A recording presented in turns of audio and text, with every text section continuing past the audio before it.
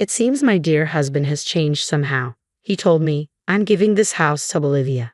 If you don't agree, we might need to consider divorce. I was stunned. Why would he give away the house that I bought and lovingly maintained in my name to our eldest son's wife, Olivia? Maybe you should start looking for a new place soon, he said. It was clear he had a lot of trust in Olivia. With the house in my name and the $1,200 mortgage, I could manage. My eldest son seemed to think the same way. Honestly, I'm not that attached to this old house. All right, I'll move out, I said, but be prepared for the challenges you three might face in the future. I'm Kate, 50 years old, with a solid position at a major company. I live a relaxed life with my husband Paul, who is 2 years younger than me. Last year, we decided to renovate our slightly outdated house, which my father had built. We hoped the renovations would set us up nicely for retirement. The mortgage is $3,000 a month, which I can handle comfortably with my salary. Paul, who manages a small restaurant, earns less, so it seemed practical to put the mortgage in my name. He once mentioned that covering the mortgage payments with just my income might be tough, but we managed. This house was originally your father's and is now in your name, Paul had said. Can you handle the full payments? I'll cover our living expenses. After the renovations, the house looked fantastic, and we were thrilled about our refreshed home and the future ahead. But then, things took an unexpected turn. One day, my phone buzzed with a surprising message from our eldest son, David. I'm thinking of getting married, he said. At 31, David had always been dedicated to his work and had never mentioned a girlfriend before. I wondered about her and what kind of person she might be. If David liked her, she must be wonderful, but I couldn't help but feel a mix of anticipation and concern. When we finally met Olivia, she had long hair and a lovely personality. She greeted us warmly. Hello, I'm Olivia, she said, her smile radiating like summer sunshine. I thought to myself, she's too wonderful to be with David. Paul was equally impressed. She's incredible, really charming, Paul murmured. Olivia, sensing his praise, hugged him and said, I'm so glad you said that. I hope we can get even closer from now on. Her behavior surprised me, and even David seemed taken aback. Paul looked slightly embarrassed. I'm sorry if I was too forward, Olivia said with a smile, stepping back. I sometimes get close to people without realizing it.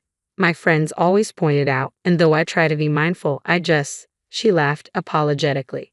Her initial behavior was surprising, but seeing the way David's eyes lit up when he spoke of her made it clear how much he loved her. Olivia isn't great with personal space, but that's part of her charm, David explained. She naturally brings people close, making even someone as shy as me enjoy the conversation. Despite the initial shock, I felt she would be a warm and loving daughter-in-law. Time passed, and Olivia and David prepared for marriage, eventually registering their union. It warmed my heart to think about their future together. Then, shortly after their wedding, I came home to find unfamiliar women's shoes at the entrance. Inside, I saw Paul and Olivia together. Olivia greeted me with a smile. Welcome home, Kate. The living room was cluttered with empty cans and bottles. What's going on here? I asked, taken aback. Olivia explained, we bumped into each other on the way home and decided to have a drink together to strengthen our bond. With the finances tight this month, we thought it would be better to drink here rather than go out. I was surprised to see them drinking alone at home. I didn't want to intrude on their newlywed time, but I wondered why they hadn't just gone to David's place. Olivia, slightly tipsy, mentioned, our room's a bit messy, but this place is so clean and comfortable. Where was David? It seemed unusual for a new bride to be drinking alone at our house. I looked around, half expecting David to be hiding somewhere. Dave's been working late nights and feeling a bit lonely, Olivia explained, sensing my concern. I came downstairs to find Olivia with tears streaming down her face. Paul, his voice gentle, said, It's okay, Olivia. Talk to me if things get tough, as he patted her head reassuringly. Thank you, Paul, Olivia responded, her voice trembling. The scene felt surreal, like something out of a movie. I couldn't shake the odd, uncomfortable feeling that seemed to ripple through the room. Paul, Olivia is important to David. Maybe you should consider keeping a bit more distance, I suggested softly. Olivia, however, defended Paul with a smile. He's just worried about me, she said. I couldn't help but raise my voice in surprise. This was more than I expected, and I felt a wave of exhaustion from work wash over me. I can't deal with this right now. I'm going to take a bath. Please clean up, I said, longing for the solace of a warm bath. After soaking in the tub, surrounded by bubbles and the soothing scent of bath oil, I felt my mind drift far away. Once I emerged and dressed, I was surprised to find David, who was supposed to be driving home, already at the house, looking slightly tipsy. "David, weren't you supposed to drive home?" I asked, bewildered. He grinned, a bit unsteady. "Olivia suggested we have a drink together, and I got pulled in. I've decided to stay here tonight." "Hey, Mom, why not have a drink with your son? It's been a while," he said with enthusiasm. I felt uneasy with an unexpected overnight guest and Olivia's presence. I can drive you both home if you'd like," I offered, but David waved it off. "You must be tired too. It's fine, we'll stay here." Amidst the awkwardness, I heard laughter. Glancing at Olivia, I caught a momentary glimpse of her staring at me intently. Her gaze made me uneasy, leaving me to wonder if I had misunderstood the situation. I tried to reassure myself, but little did I know that Olivia's grand plan was already in motion. The next morning, she arrived at my house first thing, repeatedly apologizing for her behavior. Her reaction seemed a bit excessive, but I understood where she was coming from. When I told her it was all right, she left, looking visibly relieved.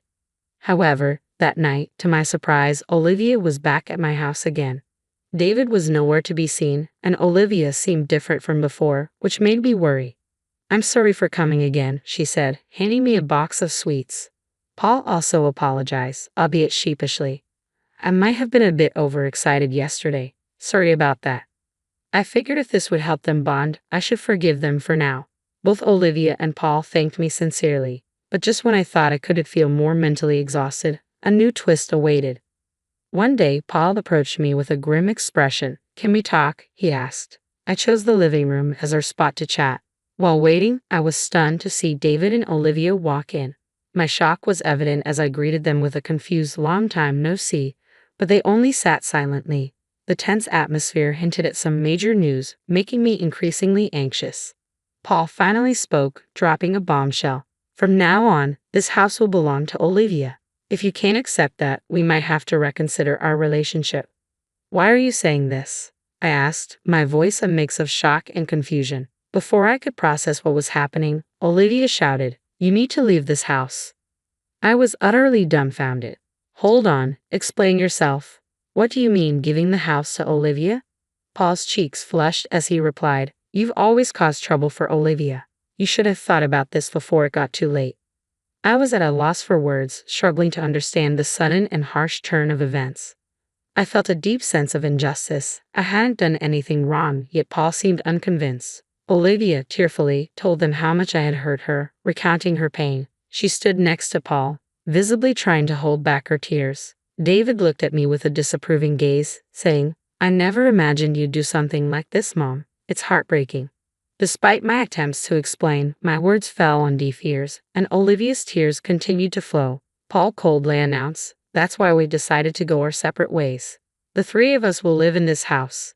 His words felt remarkably heartless. "Why should I have to give my house to Olivia?" I asked, my confusion evident.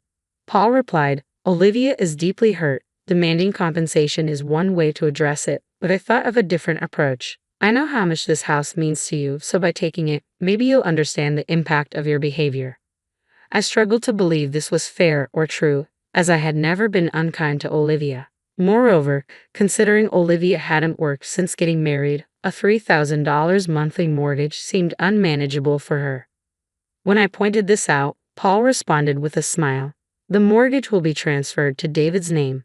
Given his salary and position, the transition should be smooth." I asked, "Is it really that simple to transfer the mortgage?"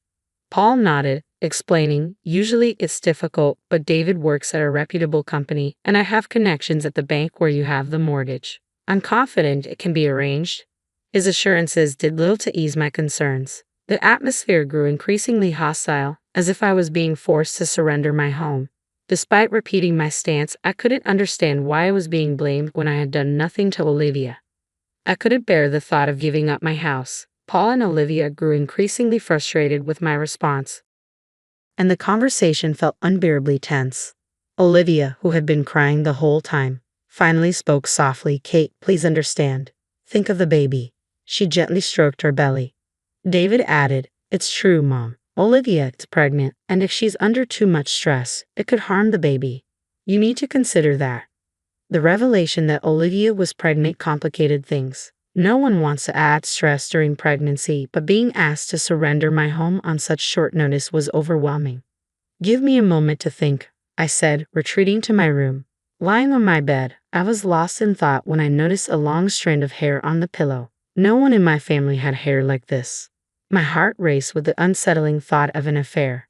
This realization only added to my confusion and distress. I felt as if I were trapped in a nightmare, hoping to wake up and find everything back to normal. Tears streamed down my face as I drifted off to sleep, wishing this turmoil was just a bad dream.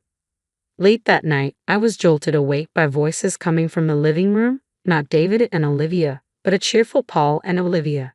Their conversation, filled with laughter and casual banter, felt completely out of place. I heard Olivia say, "Oh, I really wanted to drink wine." Paul replied, "Remember, you have a baby now."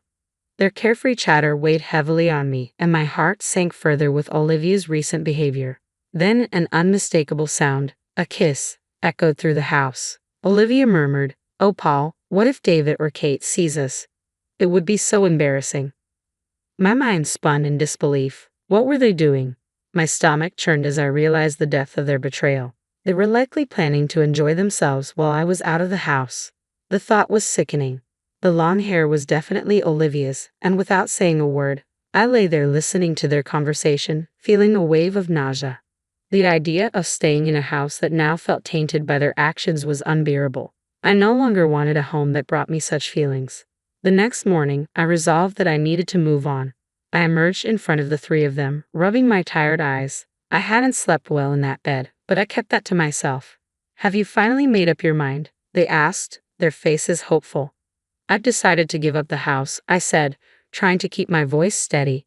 Their expressions brightened immediately. "Great, let's move quickly with the ownership transfer. If the house is in my name, the mortgage inspection will be fine," David said excitedly. He seemed oblivious to the full extent of the situation. My heart ached for him, but I chose not to reveal the whole truth. He had always followed Olivia's lead, and I wasn't ready to shatter his trust in her. The next few days were a whirlwind of divorce proceedings and transferring home ownership. Finally, the paperwork was completed, and the house was officially under a new name. "There's no place for you here anymore," Paul said with a touch of sarcasm. "Grandma, it's time to leave." Olivia leaned in and whispered something into my ear. It stung a bit, but even without her comment, I was already resolved to leave. The house held countless memories, but given what had happened, I had no reason to stay. I knew my next actions would stir things up for this peculiar trio. The real drama was just beginning. A month passed, a time for me to gather my thoughts, and I found myself standing in front of that house again. I took a deep breath and hesitantly pressed the doorbell of the house I hadn't visited in so long. My heartbeat seemed to echo in the quiet. "Why are you here?" Paul's slightly annoyed voice reached my ears. It felt strange hearing his tone after so long. "Can we talk?" I asked, my voice tight with emotion. "Why should I let you in?" Paul acted as if I were a distant memory. "It involves Olivia," I said, knowing that mentioning her name would soften his stance. I didn't enjoy bringing her up, but I knew it would make an impact. "Oh, look who's here," Paul said sarcastically. His words were legally accurate but still painful. "What do you want?" everyone asked, their eyes filled with suspicion. I took a deep breath and pulled a photo from my pocket. "Can you take a look at this?" I asked, as all eyes turned to the image. The photo showed Paul and Olivia on a date, looking happy and intimate. After the divorce, I had hired a private detective to monitor them discreetly. It wasn't long before I received pictures of their outings. "What's this about?" David's face changed instantly upon seeing the photo. "Where was this taken?" Paul exclaimed, clearly in shock. "What's the big deal?" Olivia interjected defensively. "We're just father-in-law and daughter-in-law. We were just enjoying ourselves." I smirked and pulled out my smartphone. "Listen to this," I said, pressing play on a recording. Paul's voice came through clearly. "Olivia, I really love you," followed by Olivia's voice, hushed and anxious. "If you're too loud, someone will hear in the next room." The recording included sounds that resembled kisses. Paul and Olivia fell silent, their faces registering shock. Seizing the moment, I asked, "Olivia, whose child are you carrying?" David's expression turned to one of confusion and panic. Could it be my father's? He murmured. That's impossible, Olivia began, but her words faltered, catching in her throat. David's anger erupted, leading to a physical altercation with Paul. In the middle of their fight, Olivia cried out in pain, momentarily halting their clash. I seized that opportunity to speak. Haven't I always said I never bullied Olivia? I feel like she's hiding something from me. Maybe she's lying to David to get me out of the house. David looked utterly shocked by my accusation. I can't believe it, David said, his voice trembling with regret and disbelief. I feel so pathetic for doubting Mom. Why are you hiding? Tell me everything. His eyes burned with anger. For a moment, Paul and Olivia remained silent, their faces showing shock. David continued, There's so much evidence. We could even take this to court. The color drained from their faces as the gravity of the situation set in. Olivia began to speak through her tears. When David and I went on our first date, I really enjoyed it. But the first time I saw this house, I fell in love. My family home is so old, and I dreamed of living in a beautiful house like this. I got close to Paul for that reason.